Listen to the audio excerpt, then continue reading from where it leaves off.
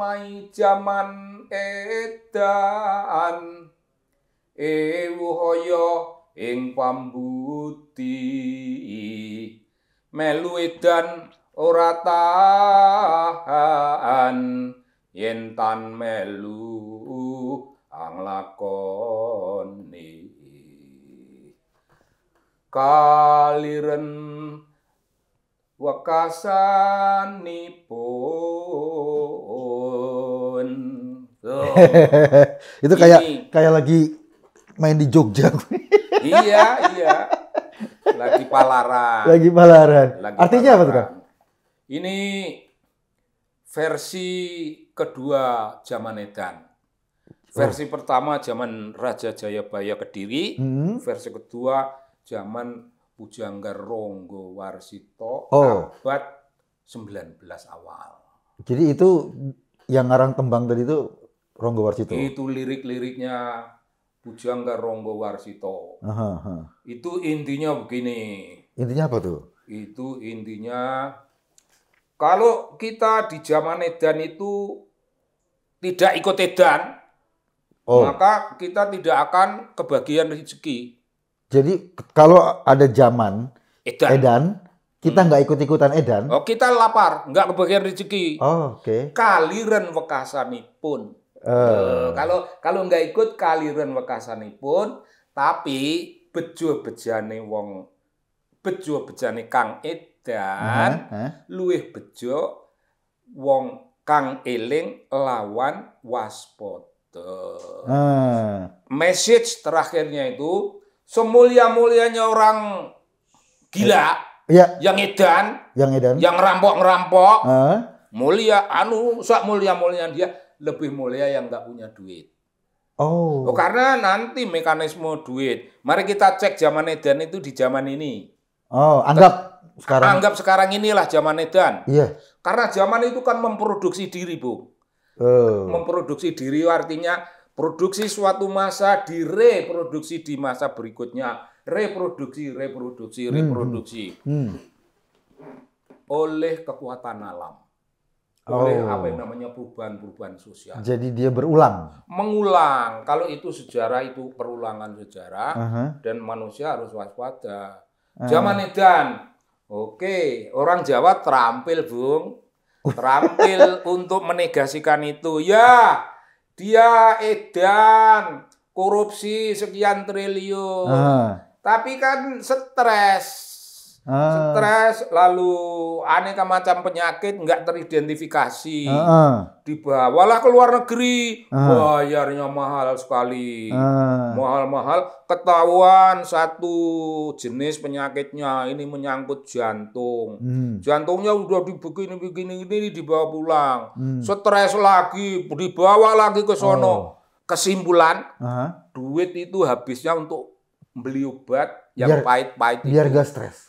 Menghilangi stres tapi tidak hilang. Stres tidak hilang, penyakit tidak hilang. Tadinya jantung udah itu kena lagi penyakit yang lainnya. Akhirnya bejo bejane Kang Edan luwih bejo Kang Iling lawan waspada. Bejo dia kan punya duit.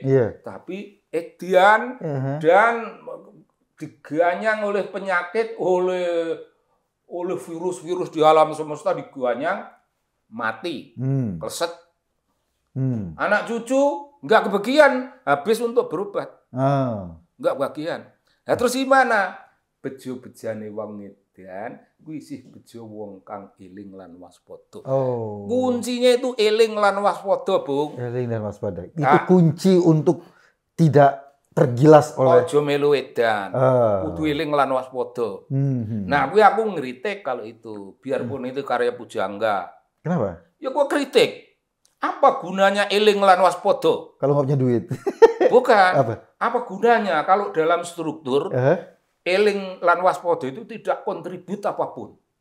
Cuma buat diri sendiri. Eling lan waspada, aku eling. Aku waspada. Atau tetangga sebelah di rumah di komplek itu ganti mobil baru, aku eling lan waspada cukup dengan mobil Kijang yang umurnya sudah 10 tahun. Eling lan waspada. Apa eling lan waspada itu dampaknya pada tatanan hukum di sekitar? Ora ono. Jadi nggak ada artinya kalau cuma buat diri sendiri. Artinya karena kecil.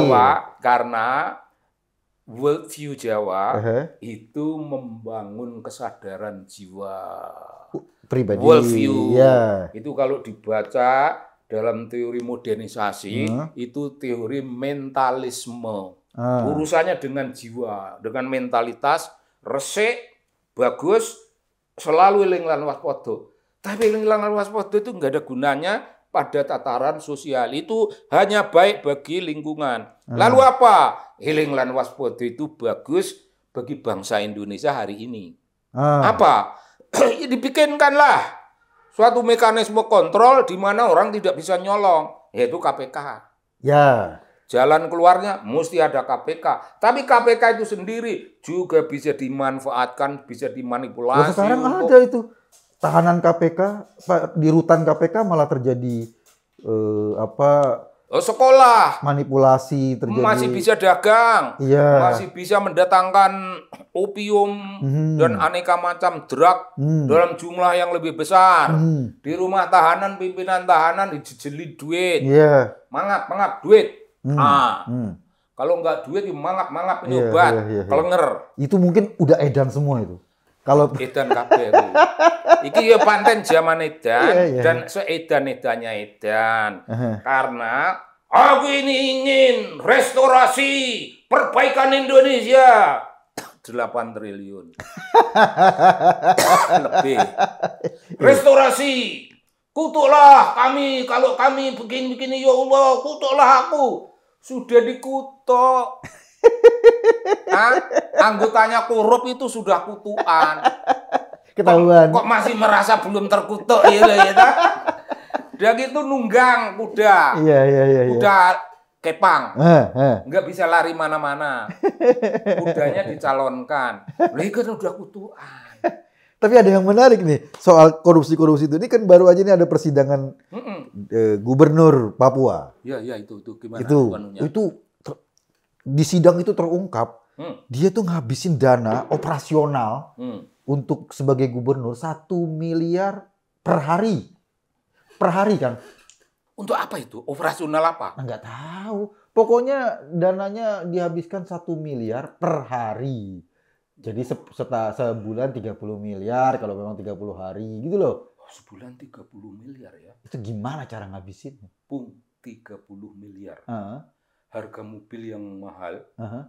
Ya 10 miliar. Rubicon atau Defender yang baru 3M. 3M. Dapat 10. 10 mobil mewah.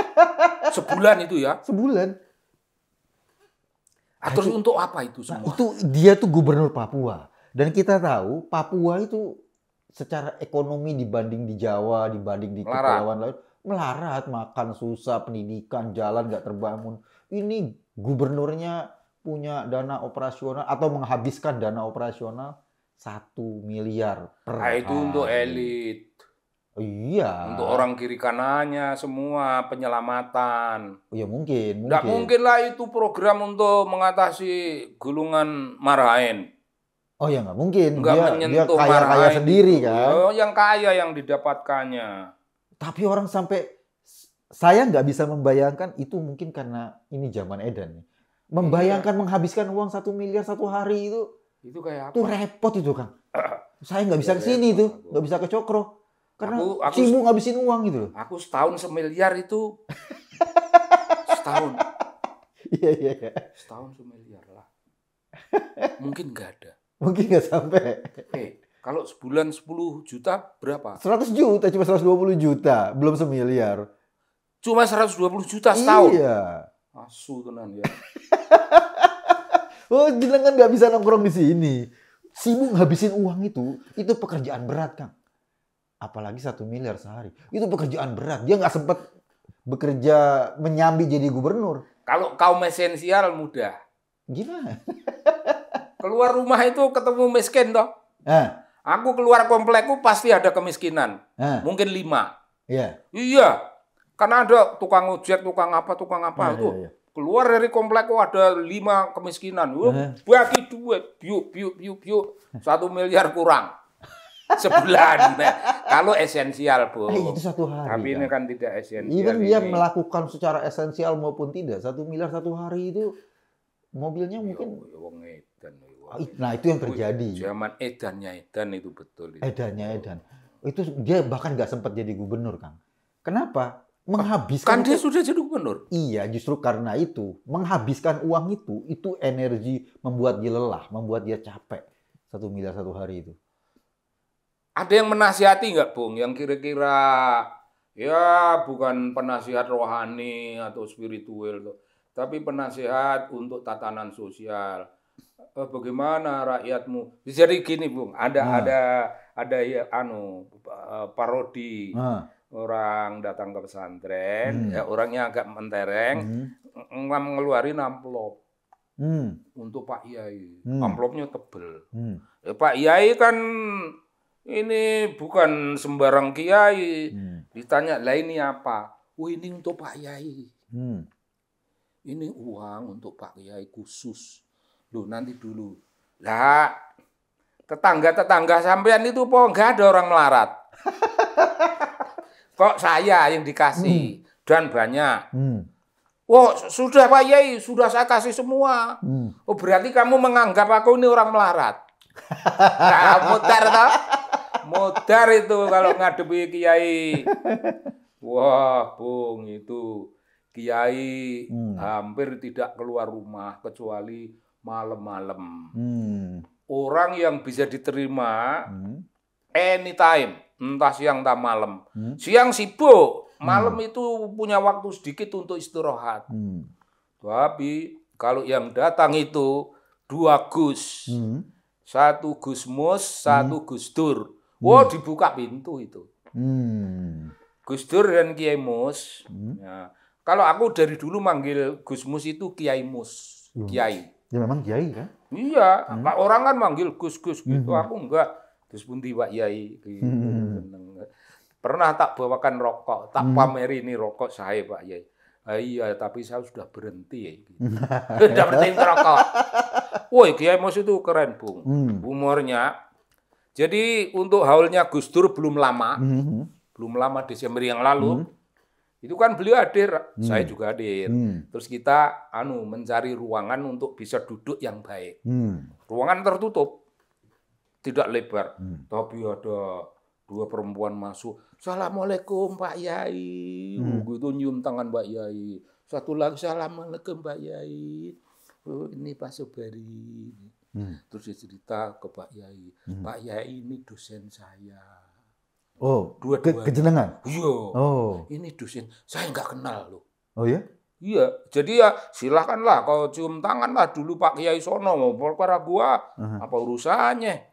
Tapi dia sebut ini Pak Sobari dosen. Loh, terus Pak Kiai ya diem aja itu.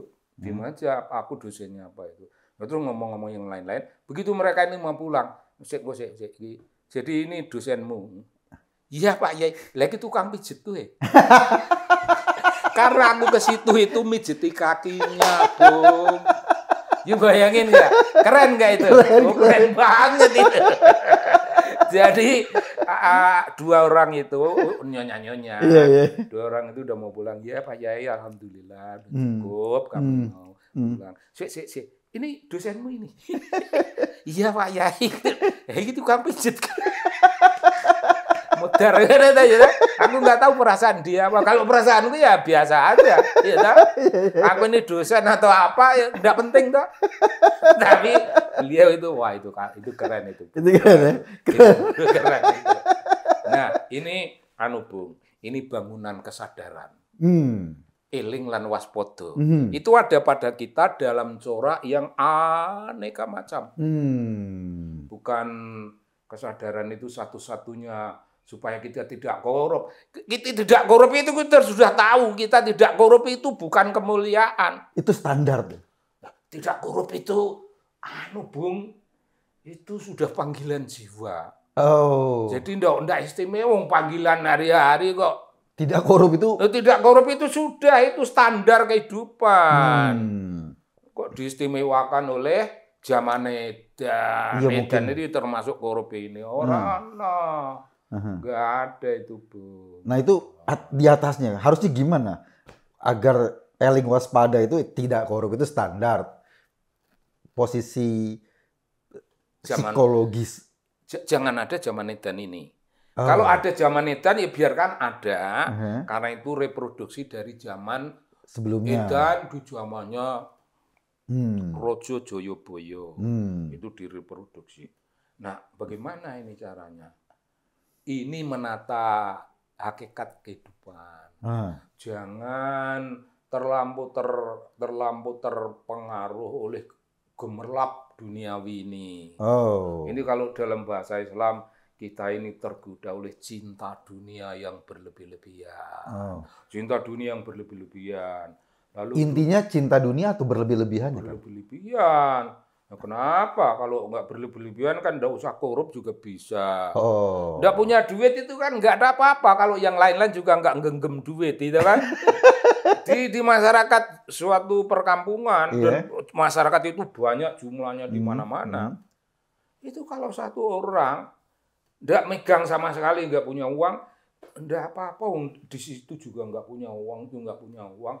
Hidup itu, ekonomi itu sistem tukar barang, tukar jasa, tidak uang. Meskipun ini zaman ekonomi modern, kalau kita kembali ke ekonomi klasik, klasiknya klasik, ekonomi itu adalah sistem tukar-menukar barang yang tidak efisien. Kalau kita kan ekonomi kita modern nih, kartu kredit. Ya, jauh lebih efisien. Nggak ngantongi duit, nggak dicopet orang. Nggak kayak jenengan, kantong. Kalau ini kan ditransfer nggak mau. Ini kue ini. Maunya cash. Itulah simplicity dari kehidupan masyarakat ekonomi zaman tukar menukar. Aku masih hidup dalam tukar menukar itu sebenarnya. Iyalah. Karena itu enak, Bung. Itu membawa jiwa tentram. Tidak mungkin itu jadi edan, tentram. Tapi memang benar, Kang. Ini psikologis, Kang, ya. Terima uang cash, itu berasa uangnya banyak. Ya banyak. Ditransfer itu nggak terasa. Ditransfer orang duit. Padahal duit Anda banyak. Iya. Ada orang yang sekali kirim 100 juta. Nggak terasa. Iya, karena aku nggak 100, Bung. 10 juta. Iya. Penuh tanganku. Penuh. Anakku yang kecil, dulu masih SD itu. Kalau aku ngasih uang belanja istriku, kan anak-anak sering tahu tuh, gini, Masya Allah. Terus anak yang kecil itu lapor ke Mbak Yunya, kakaknya. Bapak ngasih uang ibu, sampai tangannya ibu nggak bisa ditutup. Padahal itu gambaran simplicity dalam kehidupan keluarga kita. Tapi belum di mata anak-anak. Wow, itu sambil ngeledek ibunya juga itu. Ibunya diledek? Ya diledek. Kalau anak-anakku kan gitu, wah, ibu tangannya sampai nggak bisa nutup nerima uang dari bapak. Kalau ditransfer itu nggak terasa itu, Kang? Wah, ya hilang lah. Aku pernah, Bu. Makna tangan nggak bisa nutup itu? Wah, iya, surat ketok. Aku pernah di Kompas. Iya. Datang ke redaksi. Wow, datang in person. Untuk? Ngambil honor. Oh ya, dulu jenengan kan penulis rutin di Kompas ya. Waktu itu masih penulis baru. Aku baru pulang dari Australia untuk riset. Aku kan butuh backup tambahan itu. Riset. Mas Sobari punya bank account apa enggak? Dalam hatiku ya di Australia aku pakai bank account. Iya, karena apa namanya? Donatur yang memberi scholarship nggak mungkin kan nemuin aku. Nggak ada itu dikirim ya, aku punya kartu. Tapi aku tanya, bank account itu apa, Mbak? Terus dia menjelaskan, hebatnya dia menjelaskan. Dan aku bilang, enggak bisa. Aku senang itu menerima duit yang tangan gue hampir nggak bisa nutup. Kan itu 5 tulisan aku nggak ambil. Oh, sekaligus itu? Oh, iya. Jadi banyak sekali? Itu baru di Kompas, belum di Tempo. Tempo segini lagi. Jadi pulang itu. Wah, istriku bisa ngelihat ini. Kalau sampai rumah itu wajahku cerah, itu berarti pasti kantongnya penuh. Ngambil honor. Itu baru ngambil honor. Dan itu, Bung, itu implicit. Itu eling lan waspada. Kalau orang kayak kita, eling lan waspada, itu nggak ada KPK, nggak ada penjara, itu nggak apa-apa. Memang kita nggak butuh penjara. Oh, karena kita eling. Iya. Orang bakal nyolong, kita nggak akan gila. Tapi orang gila itu banyak lagi. Apalagi tadi itu yang suatu hari ngabisin 1 miliar, kan sontoloyo itu. Nah itu dia. Kalau seandainya dia berprinsipnya kayak jenengan, harus cash. Itu pasti akan jadi beban. Problemnya karena ditransfer. Jadi menghabiskan 1 miliar itu nggak berat. Coba kalau kayak jenengan harus cash.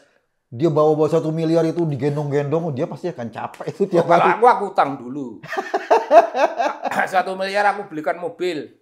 Beli mobil. Terus belum bisa bayar rente gitu kan. Ya tunggulah bulan depan gitu. Sistem utang gitu mungkin boleh itu. Tapi itu bukan zaman edan itu. Itu zaman klasik. Zaman klasiknya tata kehidupan ekonomi kita. Ekonomi zaman klasik, Bung, itu pedoman paling terkontrol. Karena ekonomi itu sekaligus rohani, tidak hanya ekonomi sebagai ekonomi. Ada satu zaman di mana ekonomi sekaligus rohani. Ya ada. Ketika kita dijajah oleh Belanda itu kan dengan dual ekonomi. Di masyarakat kita itu Buke atau siapa namanya atau Boyke, Buke. Itu bicara tentang dual ekonomi. Pada satu sisi di tanah Jawa, di tanah jajahan, di bawah kekuasaan menteri tanah jajahan, itu sudah ada itu perkebunan modern, ekonomi modern. Tapi di pihak lain masyarakat dengan hari-harian itu ekonomi itu ya tukar menukar. Ada orang dari puncak gunung mau butuh garam, ya dia membawalah singkong, apa ditukar garam di sana. Membawa gula. Gula yang deres sendiri ditukar apa di sana. Itu ekonomi tatanan masyarakat klasiknya. Klasik ini kata klasik ini bukan klasiknya ekonomi ya. You kan orang ekonomi, aku bukan. Tapi aku punya romantisme sendiri. Itu zaman klasiknya klasik. Sebelum ekonomi klasik, sebelum ekonomi modern, hidup itu dikontrol oleh serba kecukupan, serba syukur, dan tidak perlu diingatkan oleh pujangga supaya jangan memasuki zaman edan, tidak perlu. Wah, gitu, Bung. Karena pujangga itu bikinnya abad 19 awal. Karena dia kan bentuknya barter kan untuk memenuhi kebutuhannya. Nah, itu kalau satu barang yang dia miliki berlebihan, itu akan jadi beban kan? Beban banget. Jadi karena dia nggak punya rekening, belum ada mengenal konsep uang. Jadi ya itu dia nggak mungkin korup karena harus ngurup apa? Ngurup singkong yang ngambil aja situ sendiri. Mau ngambil berapa? 2 karung, 3 karung, ambil lah. Iya. Aku ingat cerita di bukunya Winnetou itu. Ketika orang-orang Indian marah sama pendatang kulit putih. Jadi orang-orang Indian itu ketika ada musim bison itu, dia menembak bison 1 atau 2. Secukupnya, dagingnya dikonsumsi, kulitnya digunakan buat pakaian. Ketika orang kulit putih datang, sekali musim bison, itu puluhan ditembak, ratusan bahkan. Kenapa? Karena dia punya konsep perdagangan. Dikuliti, dagingnya dibuang, kulitnya diperjualbelikan. Ada konsep kekayaan di sini. Sementara di sini konsep pemenuhan kebutuhan, bukan penimbunan gitu loh. Iya, penimbunan, betul. Itu perbenturan. Traditionality and modernity. Modernity itu serakah. Modern itu serakah, membuat kebutuhan itu masa yang panjang sudah dihitung dari sekarang benar. Harus menumpuk ini dan Iya. Tapi hidup dalam simplemente-nya orang Indian, ya udah ini ada daging itu keras, nggak apa-apa, keras malah nggak habis-habis ya kita kunyah, nggak bisa dikunyah dimut, ngombe dimut, dia makan daging. Iya. Simplemente betul. Nah itu menarik gitu konsep itu tuh. Iya. Jadi tapi kan problemnya ketika zaman udah beralih kayak gini, kita kan agak susah membalik atau meromantisir yang kemarin dengan diaplikasikan ke sekarang. Gimana caranya? Ya, itu kombinasi. implementasinya symbol of modernity, credit card. Ya. Tapi the spirit itu tidak ada keserakahan, tidak apa, meromantisir zaman dulu ketika gula ditukarkan garam ketika ini. Itu tetap bisa di apa ya? Diresapi dalam perilaku hari-hari. Bisa, Bung. Itu kan dalam pendidikan apa namanya? Pendidikan masyarakat. Yang dilakukan oleh generasi tua kepada generasi muda. Turun-temurun. Dengan satu catatan memang, jangan ada unsur baru sama sekali masuk ke situ. Itu kayak masyarakat Amish. Itu orang jujur semua. Atau di Samin katanya di Jawa. Bisa ngomong Samin. Ya ngomong Samin lah. Iya. Cukupnya. Dan ngomong itu nggak pakai tata krama cara Mataraman, dia bukan bagian dari Mataraman itu. Pokoknya edan, gawe edan sih dia tapi paling waras. Kalau kita datang, Mbah Samin suruh sentika menika napa? Iki mau wong apa bukan gitu. Karena pakai bahasa halus. Ya kalau sama Mbah Suruh, Mbah, kowe arep ndi? Belak-belakan, fungsional. Tapi kalau kita kan di masyarakat modern itu badhe ndak pundi, Mbah. Aneh pasar, padahal dia nggak mau ke pasar, nggak mau kemana. Kan kita nanya, sebenarnya bukan ingin nanya. Basa-basi. Basa-basi. Kalau ngomong Mbah Samin, Mbah Suro, nanti gue Mbah. Ora, aku harus nyekel kodok ning kono, kodok sawah gede-gede kayak lele, enak. Mbah Samin. Jadi sayang itu Amish dan Mbah Samin dan Sunda Wiwitan dan sebagainya itu tergerus zaman ya. Digerus zaman dan para antropolog menangis. Para antropolog menangis itu ada tulisan-tulisannya.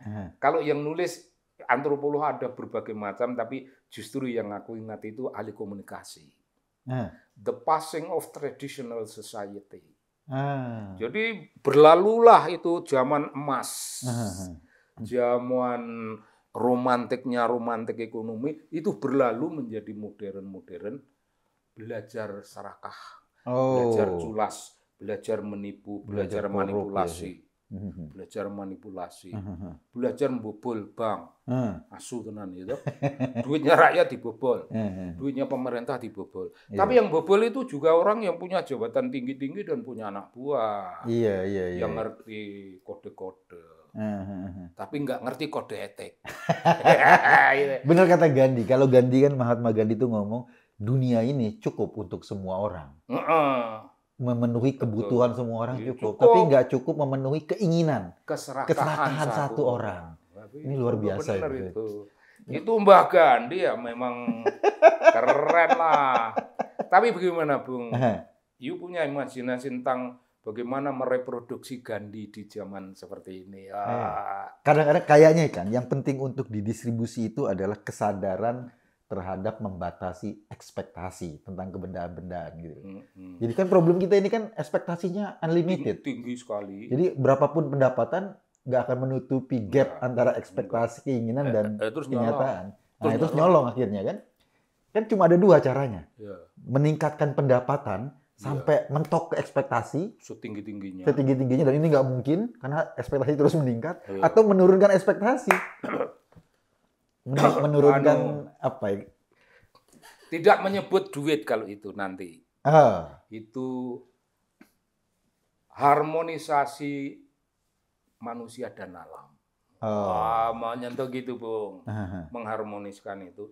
Tapi itu menjadi ajaran klasik yang hadir di tengah-tengah masyarakat modern, itu ajaran kaum sufi pada satu sisi, kalau enggak itu ajarannya para rohaniwan.